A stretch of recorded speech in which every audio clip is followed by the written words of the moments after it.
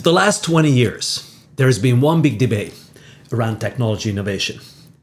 Should you be a first mover or a fast follower? First movers would take on higher risk experiments, expecting higher returns, but also tolerating higher rates of failure.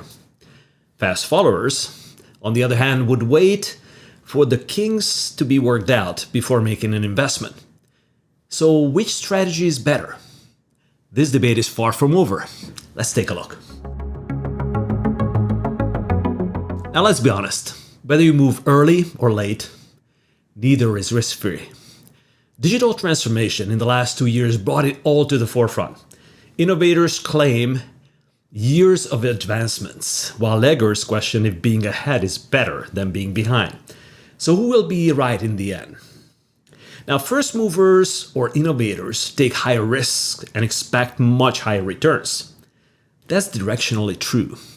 But just like the stock market, higher risk projects have higher level of unknown variables and therefore higher risk of failure. So higher volatility, if you will. And that is exactly why you invest in them. You expect higher payoffs from such innovations. The same way stocks outperform bonds long term, higher risk innovation will outperform the status quo of doing more of the same. Now, on the flip side, fast following implies that the laggards would overinvest and move faster than the innovators to catch up and gain competitive advantage at a lower risk and lower cost. Or so the argument goes. The essence of this dilemma goes back to the good old portfolio theory from business school. When you are faced with projects, only take higher risks for higher rewards, right? If you think the higher risk will not have incremental payoffs, you wouldn't do it. And that's the essence of the first mover versus fast follower debate. First movers perceive the risk in line with returns, and fast followers perceive the risk too high. One of the fallacies of fast followers is to assume that they are ready to innovate, but choose not to because the risk is high. Followers tend to point to the high failure rate of early experiments, whether those are startups or digital projects. Innovators point out that entering the same space later would require much higher investments or acquisitions.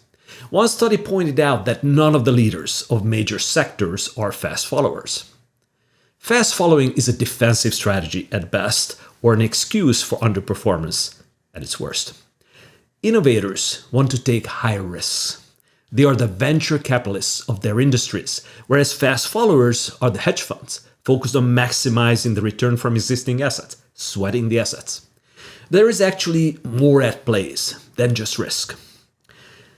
There are great growth expectations. At least first movers tend to have a growth mindset, expect increasing growth rates above and beyond than the current business provides. To put it simply, their risk tolerance is higher because their growth expectations are higher. In my experience, laggards or followers tend to have lower risk tolerance because of the smaller growth expectations.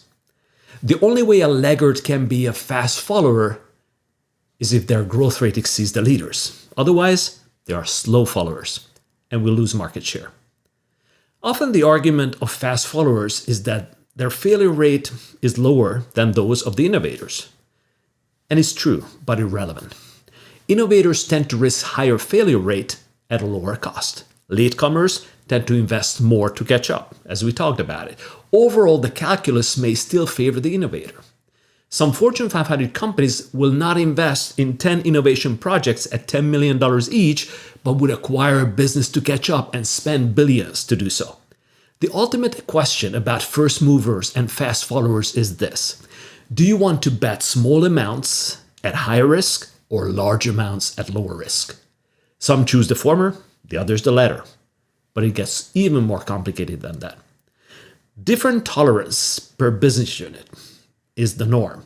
The same company may be an innovator in one area and a laggard in another. What does that mean? Like an oil and gas business may tolerate a much higher risk in exploration than in their digital programs in, let's say, finance. The risk level that is normal for one line of business may not be tolerated in another. Also, there's a question of talent. Being a fast follower assumes that you can attract talent to determine what innovations to follow and what not to. Also, to have the business acumen to make the case for a much larger bet at a later stage than the innovation business. To make a catch-up plan could cost orders of magnitude more than an early-stage innovation.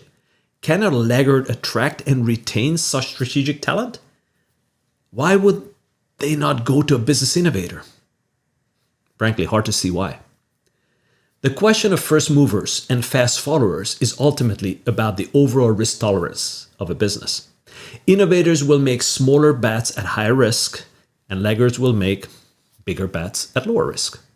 Both strategies have winners and losers, so it ultimately comes down to business principles. Now, in a world where change is not only constant, but accelerating, being always late is a very expensive luxury, and I believe, ultimately, a fatal one. Talk soon.